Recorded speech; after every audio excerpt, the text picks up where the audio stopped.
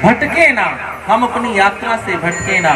जानकी जी लंका में रह करके यही तो कर रही थी, निज पद नयन दिए मन राम पद कमल लिए। तो इसका अर्थ क्या है कि भगवान विराट स्वरूप का जो चरण है अर्थात शूद्र है, उस शूद्र को हम ताड़ते रहे, देखते रहे। तो ढोल गवान शूद्र पशु, पशु का अर्थ है उसको भी, यद्यपि वो कितना भी पूजनीय हो, हम उसकी कितनी भी पूजा करते हो, लेकिन कदाचित शरीर धर्म से वो पशु है, इसलिए उससे सुरक्षा रखनी चाहिए। सड़क पर निकलो, 20 फुट दूर कोई सांड खड़ा है तो ध्यान रखो कि हाँ वो खड़ा है। ऐसा विचार मन में मत लाओ कि नहीं नहीं नहीं हम निकल जाएंगे, पहले उसकी स्थिति को देखो।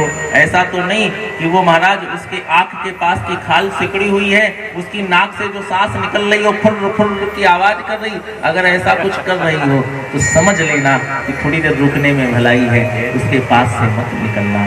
धूल गवार शूद्र पशु नारी।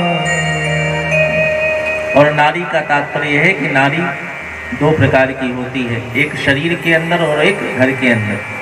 दो नारी है, एक नारी है, इसका भी बड़ा ध्यान रखना चाहिए। कहाँ चल रही है, कौन सी चल रही है, कफ वाली चल रही, बात वाली चल रही कि पित्त वाली चल रही, उसी के अनुसार पता चला खूब बढ़िया जुकाम है, गला बैठ रहा है और लस्सी पी ली तो क्या होगा, तो कफ और बढ़ जाएगा। तो इसलिए शरीर के अंदर की जो नाड़ियां हैं हमें उनका भी ध्यान रखना है, और जो घर के अंदर की जो नाड़ी है हमें उसका भी ध्यान रखना है, हमें उसको भी देखना है।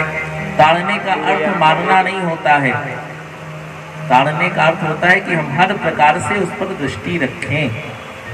वो सुख में है तो भी हमें ध्यान रखना है, और वो दुख में है तो भी हमें ध्यान रखना है।